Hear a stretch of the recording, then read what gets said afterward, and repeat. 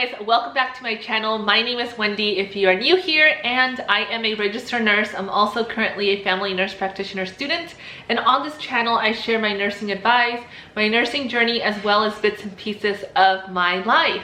And in today's video I'm going to be talking to you guys about something that I shared on my Instagram, and if you don't follow me on Instagram, I'm going to leave my handle right here. But a few weeks ago I shared that I was working on the Med-Surg floor. I know, surprising, right? Because I am an office nurse. I work as a utilization review nurse, which I'll link the video up here if you guys are curious as to what it is that I do. And just FYI, I will be making updated videos talking about that position so that you guys are aware of a little bit more of what it is that I do. But anyways, the reason why I was pulled from my position was because I was a part of the clinical labor pool. So because of everything that's been going on in the world, you know, the pandemic that's going on, I'm sure you guys know all about it. It's all over the news. You guys are safe at home. If not, you are working at the hospital or you are essential employees, and you know, we all know what's going on. And I'm not going to go into detail about all that because we all know. We see it on the news, we hear it on nursing accounts, like on Instagram and all that. So there's no point in me reiterating all that information. But this video is to share with you guys why it was that I was working on the Med-Surg floor. So I was pulled from my current role as a utilization review nurse, and I was placed in the clinical labor pool in case there was a surge of patients. They did mandate us to work 50 hours a week, and initially my role and the other nurses' roles were to do screening in the front of the hospital. I think I only did it for a day, but there were nurses that were doing it before me that were screening patients and employees before I was, and they were doing it for a few weeks, but then they realized, okay, we have all these nurses, let's better utilize them and send them to the bedside. So that was like a huge shocker because one, they were already mandating us to work 50 hours. Then they were telling us that we were going to work on the bedside. Now they did provide us with some modules on the computer that we would do, and also they did provide us with a few classroom training, such as central line dressing changes.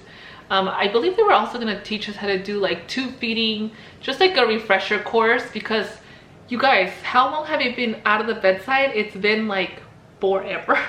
I feel like it's been forever. I feel like I left early 2016, and ever since then I haven't been at the bedside. I left the bedside for a reason, right?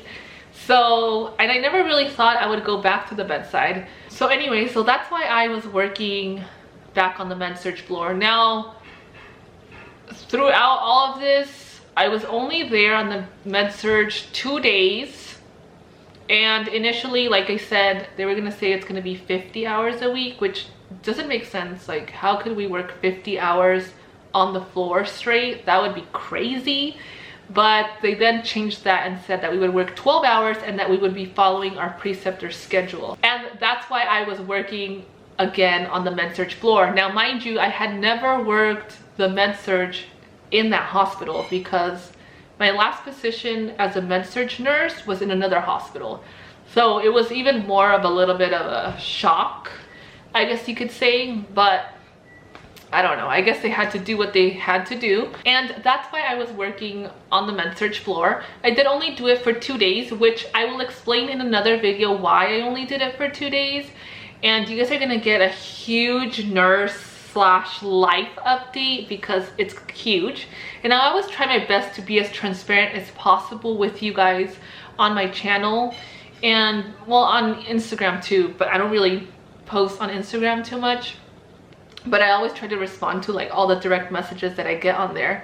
But like I was saying, I always try to be as transparent as possible with my nursing journey, because I feel like sometimes people just glamorize it a little too much, and nursing isn't really a glamorous career. I do think that there are many different ways that you can get to your end goal of becoming a nurse, or of becoming whatever it is that you would like to do within the nursing field. And That's why I share my journey, and that's why I want to be as transparent as possible in this journey. And sometimes people are just way too quick in trying to judge you for your decisions or for whatever it is that you do. But yeah, you guys are going to be getting a whole updated video. I'm not going to go into detail about that. Yes, there are nurses that are being pulled from their positions, whether it's in the hospital or outside of the hospital. We're being pulled out to work in the hospital because of all this that's going on. So yeah, pretty much nobody is exempt from this. If you're a nurse, you have a license, you're going to the hospital. Because yes, it is happening, and I did experience it, which is crazy because this has never happened before. But yeah, that's why I wanted to share this experience with you guys. I know I didn't go into much detail, but really, why go into all this detail when you guys see everything that's going on in the nursing world right now through social media? But I hope that you guys have a wonderful day, and make sure that you subscribe, make sure that you like this video, and make sure that you share it with anybody who you think might find it valuable. And I will see you on my next video.